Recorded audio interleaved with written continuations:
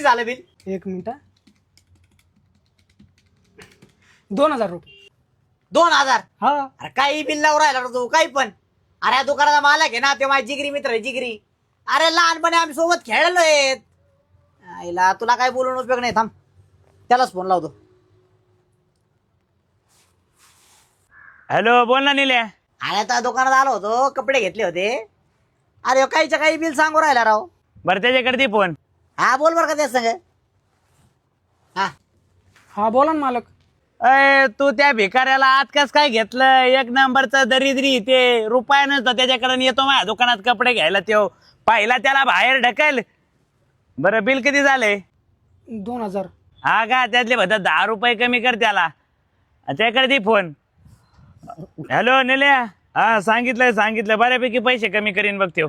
किती झाले? 1990 द्या.